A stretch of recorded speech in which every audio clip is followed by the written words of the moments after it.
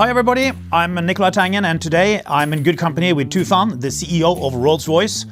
And in the fund, we own 2.3% of the company, totaling more than $1 billion. So big welcome, Tufan. Now, when you took the job at Rolls, you called it a burning platform. Why were you so dramatic in kind of your opening statement? So, first of all, it was an internal meeting, I would say. So this is my third transformation, right? Mm-hmm. We may talk about what are the right pillars. I learned what pillars you want to have in place, sort of in transformations. One of the pillars is very important that actually you put the mirror up, because most of the organizations which requires turnaround, nature of it, whole employee base is not anymore communicated where the company is. I think that town hall, what I did when I first came in, obviously I did lots of assessment of the business before I showed up. Then I got together with leadership because I wanted to get them on board. Then we had the big town hall to engage everybody else, right? In that town hall, it was 1.5 hours. What I was doing early on, put the mirror up, and then talk about the vision and how we are gonna get there. How did people react? Actually, internally, people reacted. They found it very energizing. Of course, externally, you found the first 15 minutes of that on the news, which was saying burning platform. Normally, when I walk to the sort of work, I put my headphone and I listen to music or podcast, something like that. I was actually like that in King's Cross Station. I was sort of walking with my headphone on. A lady approached me and said, "Are you Tufan?" Next day, this is. I said, I took the headphone off. I said, "Yes." She said, "That town hall was so energizing." When I read it, I thought, you know what? He's either going to turn it around or he's going to be out of there in a year.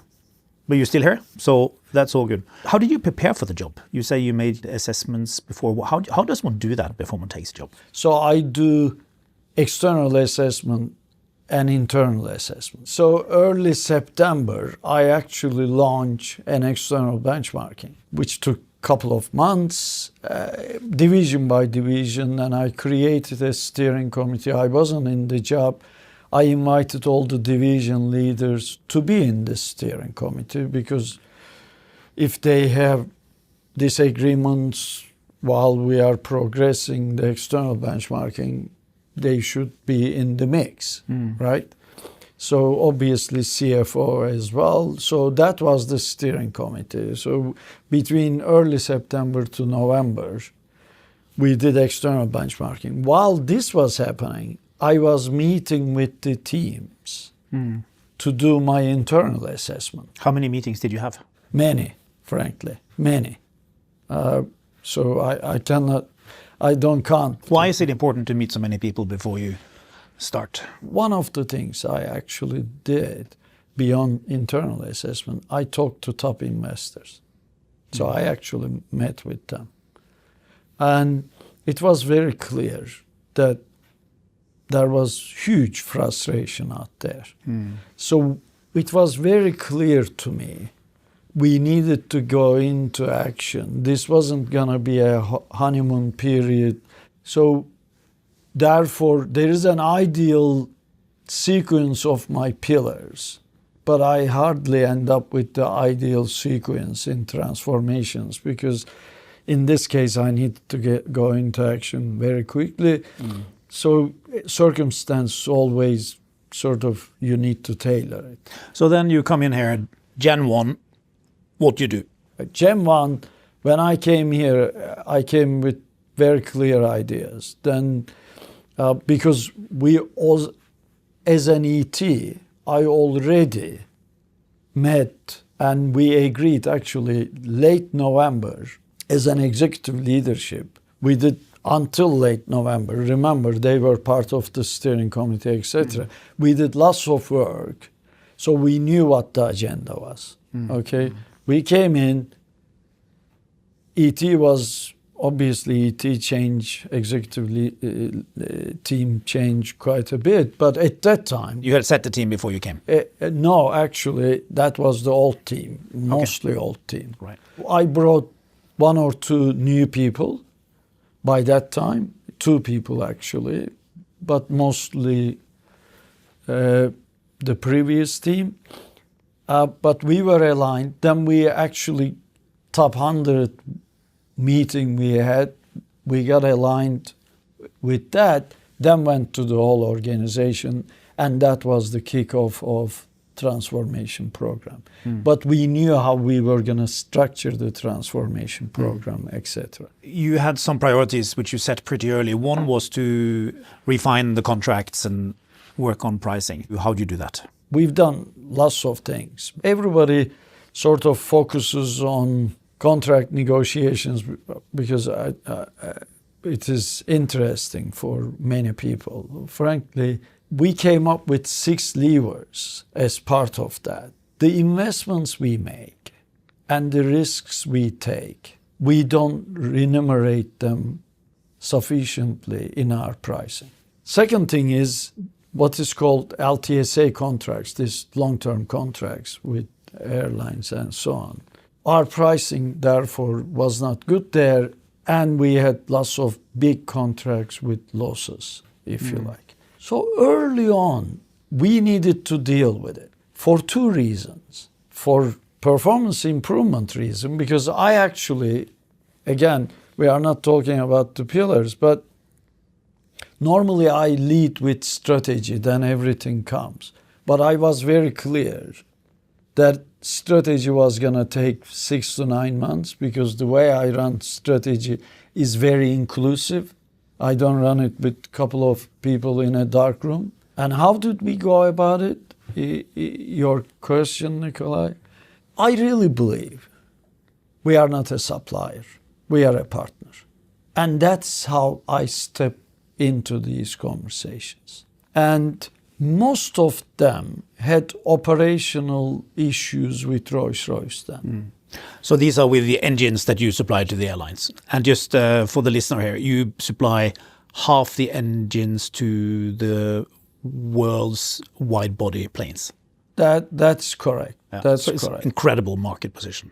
Yes, I think our delivery is 50%. Yes, Yeah. there are only 2 players, as you know, in that market. So what do you do? I mean, every meeting is slightly different in some sense, very identical in the other sense, because they all had operational issues. And I said, at the end, I acknowledge it.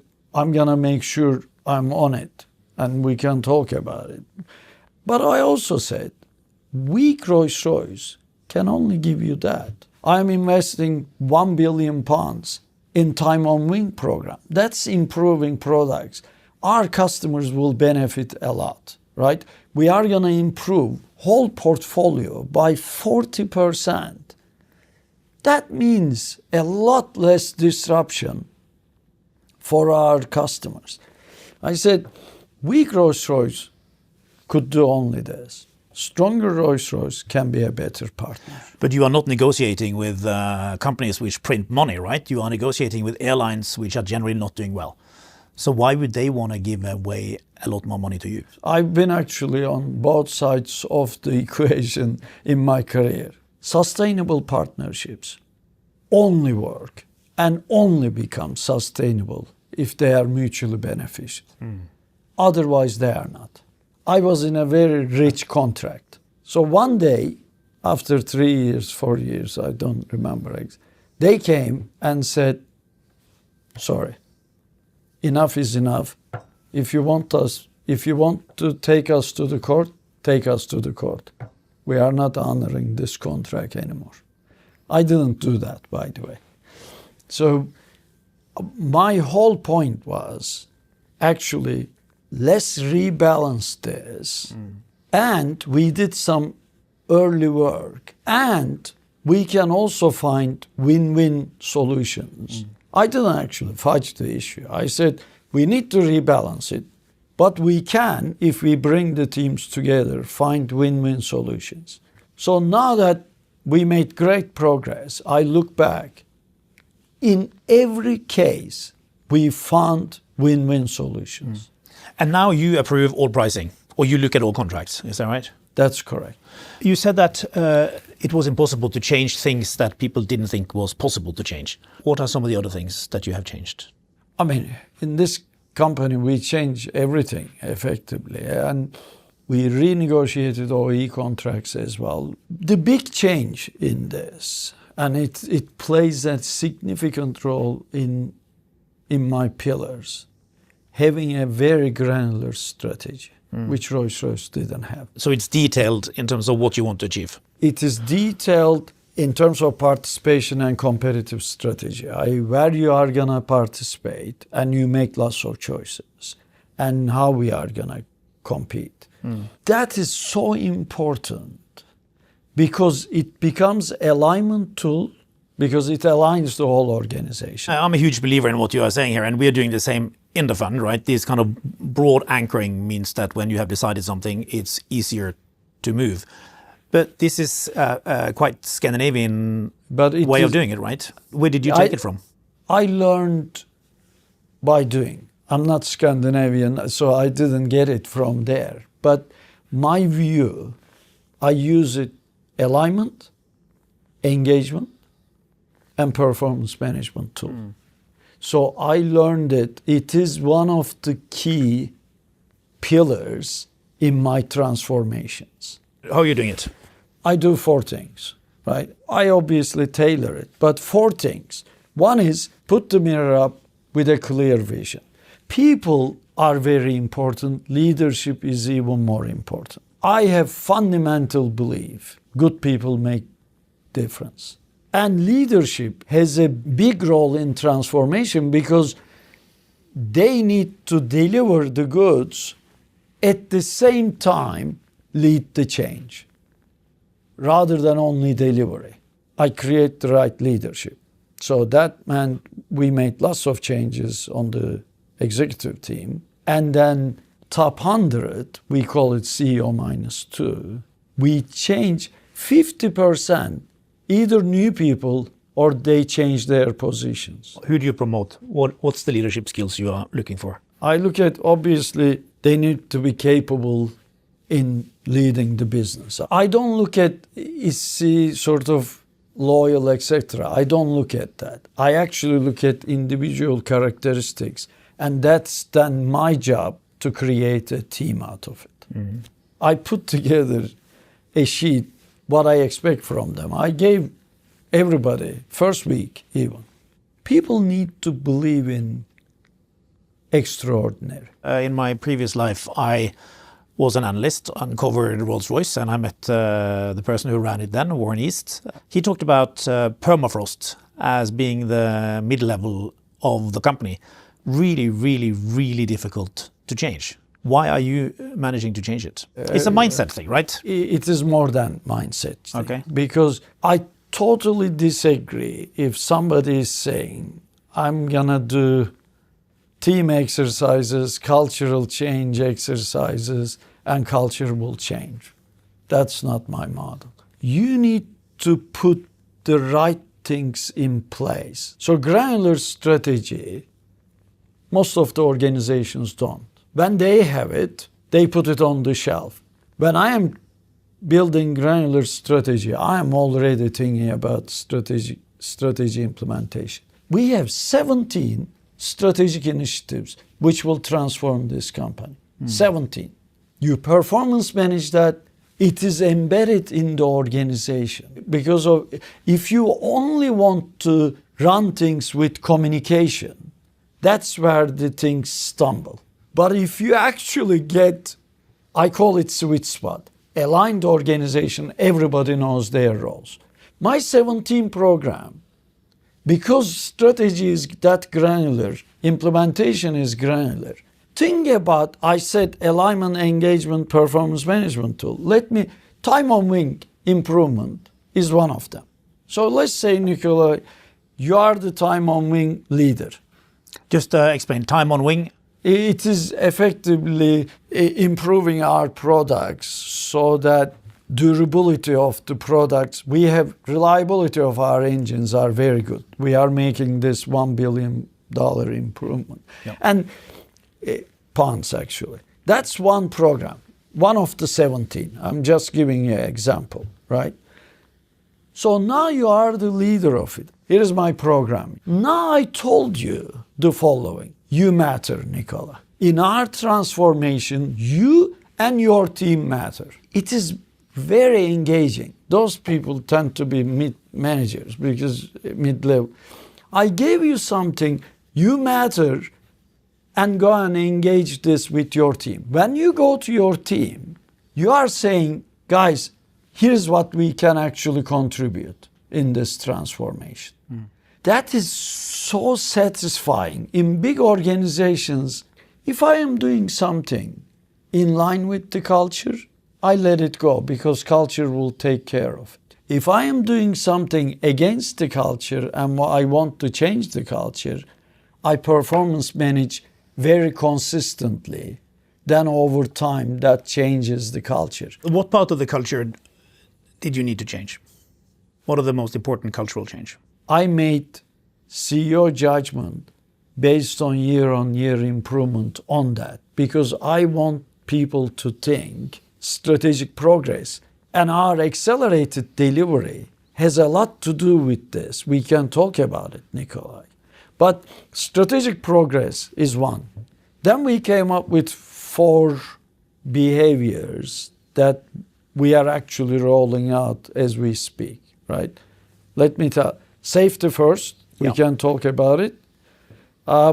Doing the right things. Yeah. And then making a difference. I'm going to remember.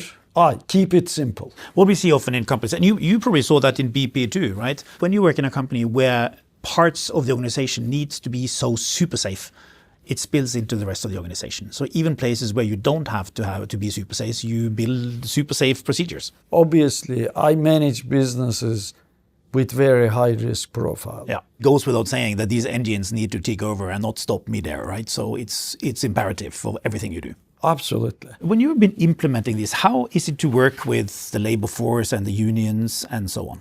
I talked to you about 500 people were already included in strategy development. Therefore, I never had an issue, I have a strategy now, I need to engage the organization.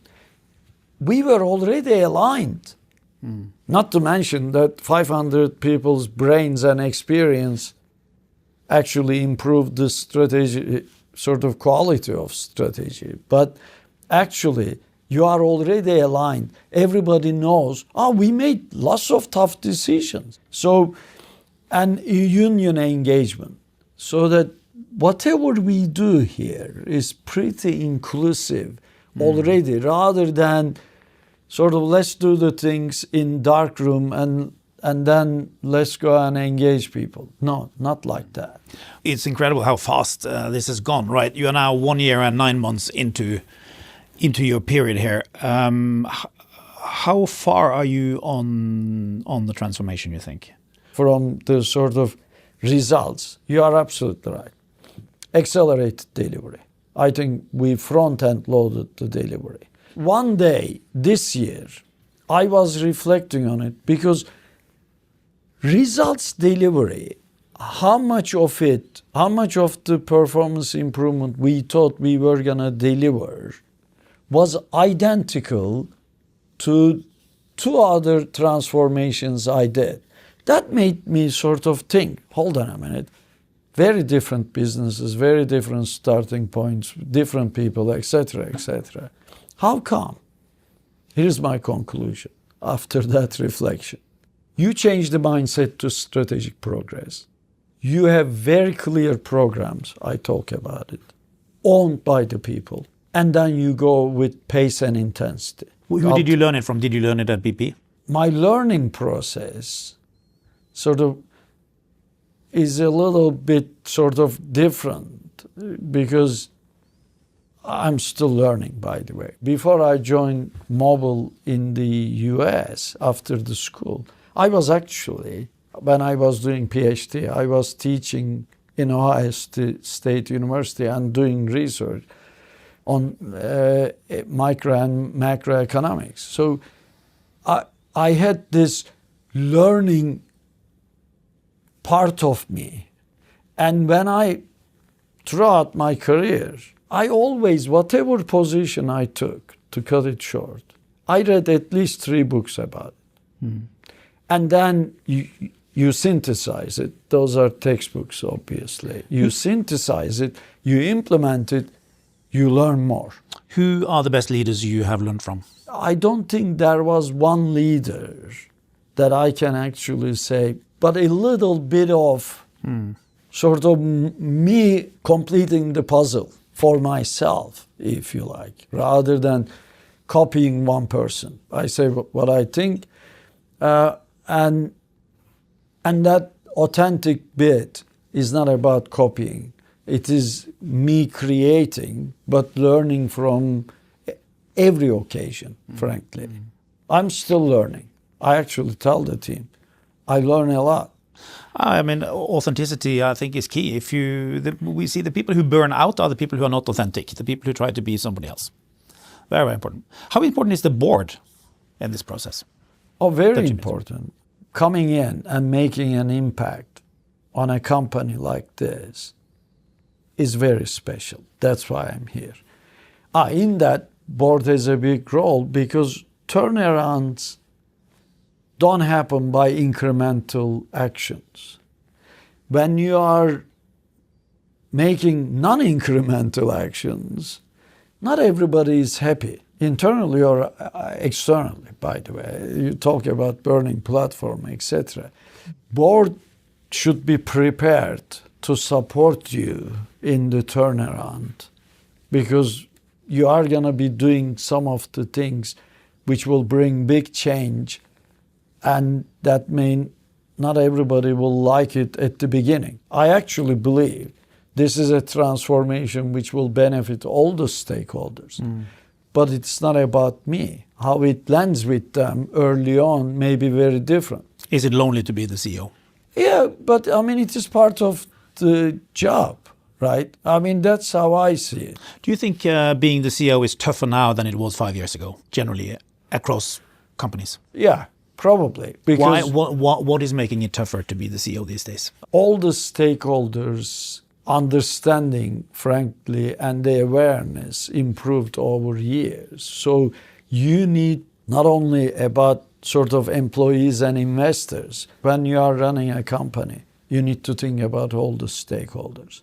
And not in this sense of like zeros. You need to embrace it in a way. Therefore, I said it early on, transformation is holistic. This is not restructuring, by the way. This is transformation. I define both of them very differently. And it will benefit all the stakeholders. World is actually rapidly changing. I'm not sure it was that rapidly changing in the past. If I say 2 big trends I see in the world, energy transition and digital transformation, neither of them were at the level that they are right now 10 years ago. But the speed of change is different. And the impact, not only impact on your business, but how much opportunity they create also, how you are going to, is one. And stakeholders' awareness improved on the other hand. So the energy transition and the digitalization, how does that impact your largest division, the civil aerospace? Next 20 years on energy transition in commercial planes, I should say, will be about really more efficiency, fuel efficiency, and 100% SAF compatible. That's sustainable aviation fuel, right? That's sustainable aviation fuel. We are the only company actually can say all of our engines compatible with 100% sustainable aviation fuel. I know regulations don't do that, don't require it right now, but they are ready. World needs to incentivize SAF, especially what I call synthetic fuels. Why? Because today SAF, most of the people are talking about, is bio-based.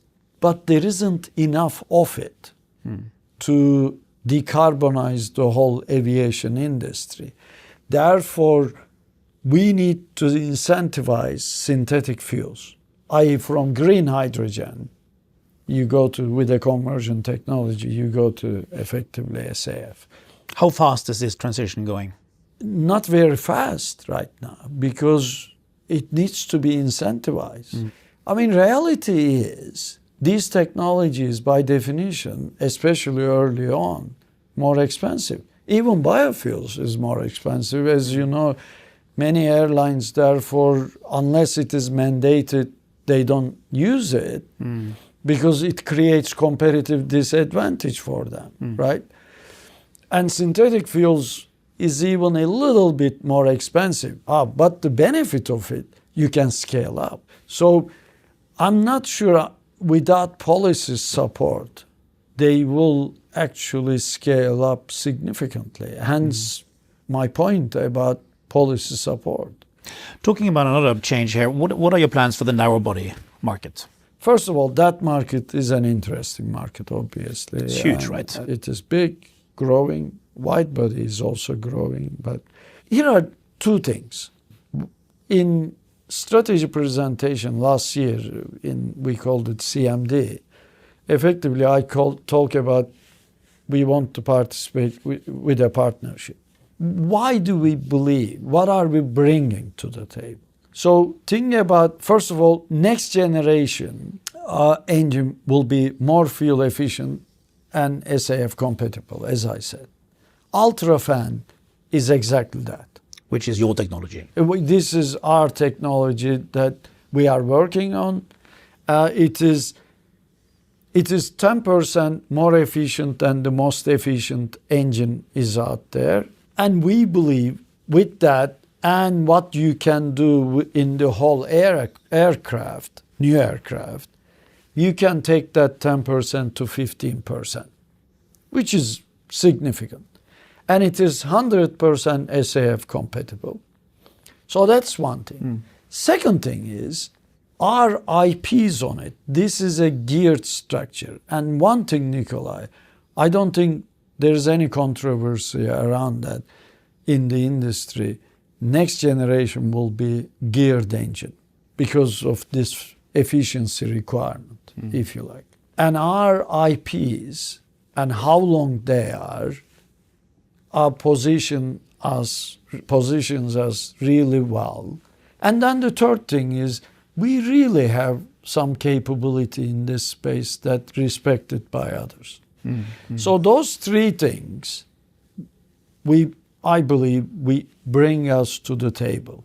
Talking about the table, so we are now seeing Boeing struggling with quality. We are seeing Airbus kind of struggling with producing enough volumes. When will we have a third credible player here? It may take a while, but... And who is it going to be, you think? I mean, Comac is working on it, as you know. That's a Chinese company. Yes, Chinese company. When do you think they'll have a good plane? I mean, they already have narrow body, as you know. They have a plane and narrow body today with GE engines. So that is already out there and they are scaling up. So in a way, they are already in the market in that sense. You are one of the leading companies in small modular reactors. Yes. Which is kind of a new way to harvest the nuclear power. What do you think this could be? If world is genuinely sincere about net zero, especially Europe, because US has few other options, math doesn't work without nuclear. That's simple. This is not about my opinion versus another expert. If you believe in mathematics, you have to believe that, okay? So, therefore, Europe needs to embrace nuclear. Then you have two choices. Big or small? Big or small. We know all the advantages and disadvantages of the big because world has good, bad, and ugly experience with that. What is the advantage here? First of all, this cost and duration risk. It is small, you dilute, but it's not all. This is 85% of it, manufacturing process. So it is not a big EPC project. Big nuclear plants, every time you start from zero. How you want to mass produce them, basically? 85% marginally you produce and you learn, like manufacturing learning process. So why is it so financially risky? Why are people so uncertain about the costs of making these? I mean, financially, they are much less risky than the big plants. Yeah. But new technology, it's not new technology in the sense that we have been doing this technology 60 years in UK submarines. But commercializing new technology, early plans are always risky. So when will you have your first plant up and running, you think? When we have hopefully orders from GBN and few other countries we are working with, I am hoping next year if orders come, then frankly you need to build the supply chain, etc. Then 2030, 2031, around that. Where are you technology-wise compared to, let's say, the venture which is backed by Bill Gates? So I think ours is most advanced, especially in Europe. This is not me talking. There is a regulatory process which says three-phase process, right? Which actually assesses your technology and then you get the sort of approval, i.e. you have viable technology and safe to deploy. We are the only company actually effectively in phase 2. So in your mind, is this like a no-brainer type of technology to take in use? For supply security and net zero for Europe, yes. Especially for Europe. Right. Right? Because Europe doesn't have many choices. Defense. We are not going to talk about geopolitics, but how is the world changing the way you run your defense business? We are not in weapons production. So people have misunderstanding that now our performance is good. People think, it is Ukraine war and so on. It has nothing to do. No, you're in engines. Ukraine war didn't impact at all our defense business, right? So therefore, there is a misunderstanding. Our defense business improvement so far is all underlying performance improvement. If you look at what we call midterm, i.e. 27 targets, it's going to be mostly about underlying performance improvement in the business.